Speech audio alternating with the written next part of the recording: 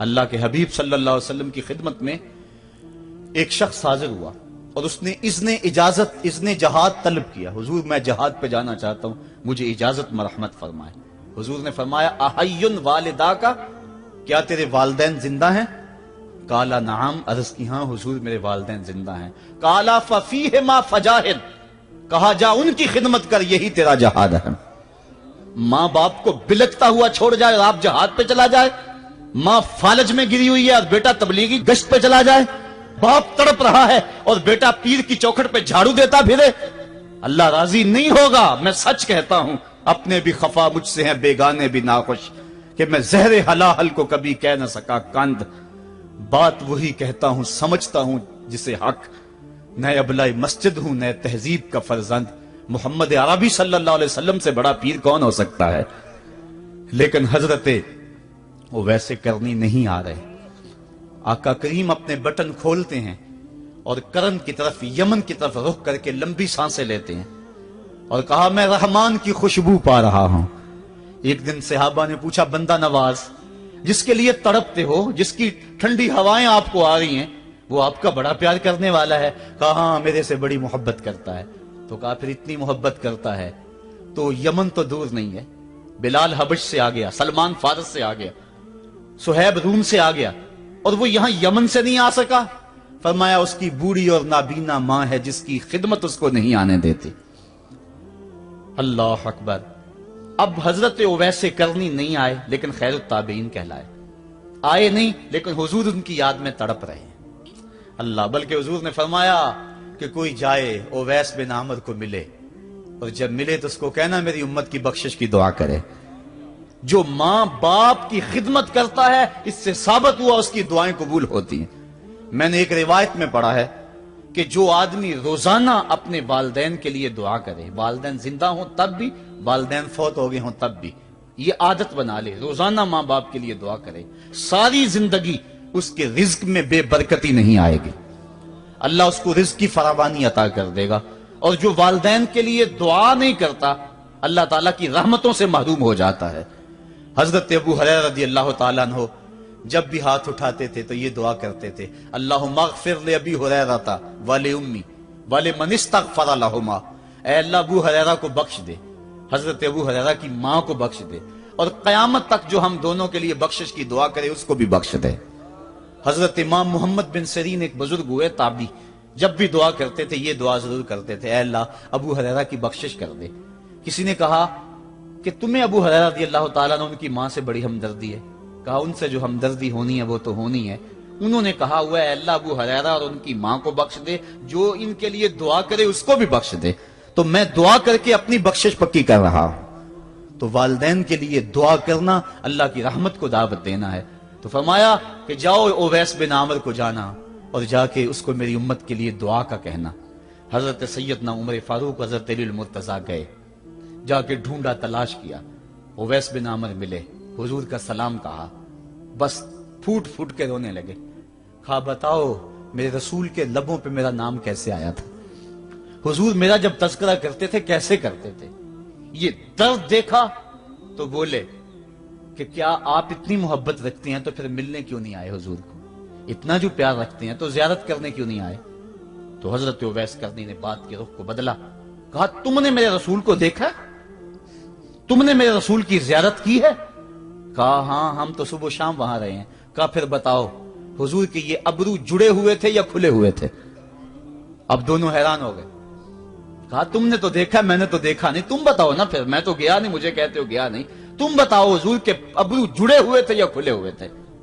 حیران ہیں. کہا حضور آپ ہی بتلائیے. کہا کوئی دور سے دیکھتا تو جڑے ہوئے نظر آتے, قریب آ کے دیکھتا تو کھلے ہوئے نظر آتے. یہ وہ ہے جو ماں کی خدمت کرتا رہا اور حضور کے دربار میں حاضر نہیں ہو سکا, لیکن حاضری اس کی تھی, وہ جہاں بھی تھا وہ نبی کے قرب میں تھا.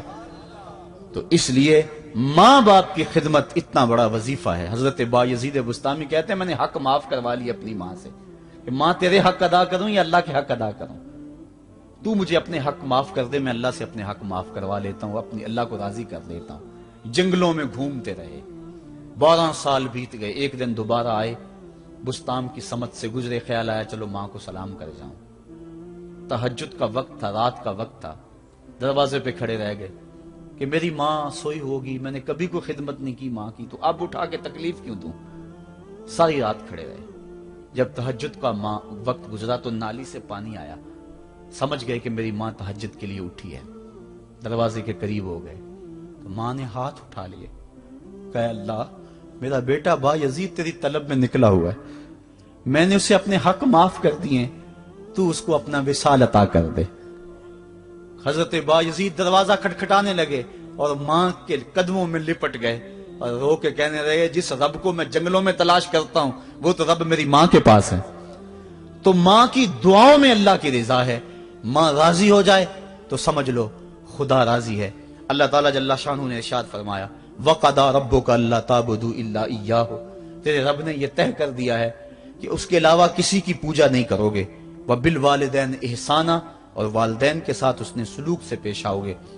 इम्मा यबलुगन्ना इंदकल किबरा अहदुहुमा औ किलाहुमा फला तकुल लहुमा उफ़्फ़िन वला तनहरहुमा, अगर तेरे पास दो या दोनों में से एक बढ़ापे को पहुंच जाए तो फिर उनके सामने तूने उफ भी नहीं कहनी और ना उनको झिड़कना है और उनसे नरम लहजे में बात करनी है। जब माँ बाप जवान हो, बच्चों की जरूरियात पूरी कर रहे हैं, उनके तालीमी अखराजात और उनके मुआशी सारे मामलात दुरुस्त कर रहे हो, तो उस वक्त तो वालिदैन की बच्चे ताजीम करते ही हैं। इम्तिहान उस वक्त शुरू होता है जब माँ बाप बूढ़े हो जाते हैं और चलने फिरने की सख्त भी नहीं रहती, सिर्फ सांस की एक डोरी लटकी रहती है। और जिस तरह बच्चा अपने बदन से मक्खी भी नहीं उड़ा सकता था, अब ये हालत माँ बाप पर आ गई और बच्चे की तरह मिजाज चिड़चिड़ा हो गया। जमाने के हालात बदल गए, लेकिन माँ की पुरानी, बाप की वो पुरानी रवश है, वो उसी अंदाज में उसी डगर में बात करता है। ये आजमाइश के दिन है, ये इम्तिहान के दिन है। अब देखना है वालिदैन की इस वक्त ताजीम कौन करता है। फरमाया, इम्मा यबलुगन्ना इंदकल किबरा, अगर तेरे पास वो बढ़ापे को पहुंच जाएं, दोनों पहुंच जाएं, या तेरी खुशकिस्मती कि दोनों में से एक पहुंच जाएं या दोनों पहुंच जाएं, तो फिर उनकी तूने ताजीम करनी है। क्या, कैसे ताजीम करनी है? फला तकुल लहुमा उफ़्फ़िन, तूने उनको उफ भी नहीं कहना।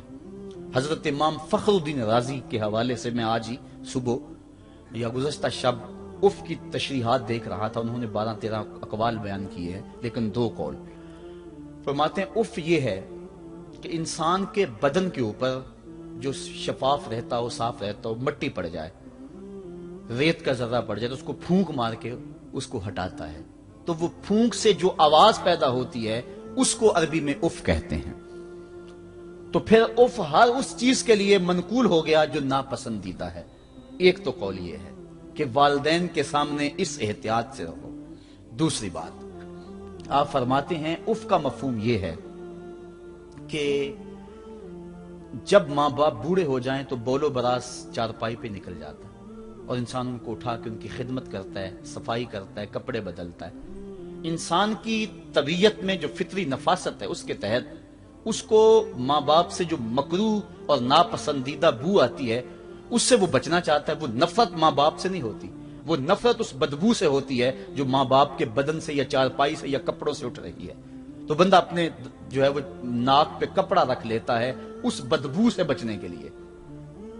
तो उफ के मफहूम को बयान करते हुए हजरत इमाम राजी कहते हैं कि इंसान को इस बात से भी रोका गया है कि तू अपने नाक पे कपड़ा रख के अगर उनको सफाई कर रहा होगा तो माँ बाप के नाजुक दिल पे कहीं ये बोझ ना आ जाए कि मेरा बेटा मुझसे नफरत कर रहा है। इसलिए वालिदैन की ताजीम का आलम यह है कि तू खुले नाक से उनकी खिदमत करे और वो बदबू सहता रहे और अपने नाक के ऊपर कपड़ा भी न रखे कि तेरे माँ और तेरे बाप के दिल के अंदर इतना खलाल और मलाल भी पैदा ना हो। यह है उफ का जुमरा। हजरत इमाम हसन रदी अल्लाह तआला अन्हु ने सारी जिंदगी अपनी वालिदा हजरत फातिमा तो ज़हरा के साथ बैठ के खाना नहीं खाया था। एक दिन हजरत सैयदा फातिमा ने फरमाया कि बेटा मेरा जी चाहता है कि मेरे साथ तुम बैठ के खाना खाओ, लेकिन तुमने कभी भी मेरे साथ बैठ के खाना नहीं खाया, क्या वजह है इसकी?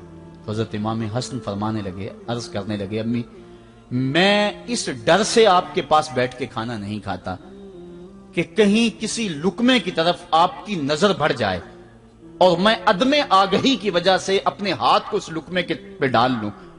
और ना जान सकूं कि इस लुकमे को उठाने का इरादा मेरी मां के दिल में पैदा हो चुका है और मैं अल्लाह की रहमतों से महरूम हो जाऊं, इस डर से मैं आपके साथ बैठ के खाना नहीं खाया करता। यानी मां बाप की ताजीम का आलम यह है, उफ तक ना कहो। हजरत सईद इब्न मुसय्यब रदी अल्लाह ताला अन्हु जलीलुल कदर ताबी हैं, वो फरमाते हैं कि वालिदैन के सामने बेटे की हालत क्या होनी चाहिए। वो फरमाते हैं जिस तरह भागा हुआ गुलाम पकड़ा जाए और उसको पकड़ के जो है वो आका के सामने पेश कर दिया जाए, तो उस भागे हुए गुलाम को पकड़ के जब आका के सामने पेश कर दिया जाए तो जो हालत उस गुलाम की होती है, बेटे की हालत ये मां बाप के सामने होनी चाहिए। अब उन बेटों को सोचना चाहिए जो अपने मां बाप को दकियानूसी का ताना देते हैं और समझते हैं ये ओल्ड फैशन है, इन्हें क्या पता जमाना कहां चला गया है, और उनके फैसलों को मुस्तरद करते हैं। उलमा ने इस बात को तफसील के साथ बयान किया है कि शरीयत के जो कतई ज़ाब्ते हैं, उन ज़ाब्तों और उन कवानीन को और उन मामलात में तो वालिदैन की फर्माबरदारी नहीं होगी, अल्लाह की अगर मासियत होती हो, लेकिन जो मामले शक वाले हैं वहां मां बाप के कौल को तरजीह दी जाए। तो फरमाया उनके सामने उफ भी नहीं कहनी, वकुल लहुमा कौलन करीमा, और उनसे नरम लहजे में बात करनी है।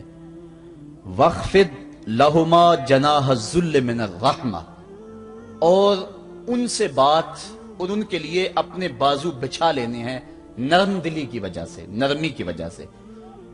जब जानवर जमीन की तरफ रुख करता है, ऊपर से नीचे की तरफ आता है तो अपने परों को सकेड़ लेता है, तो उसके लिए ये लफ्ज बोले जाते हैं वख्फिज लहुमा जनाह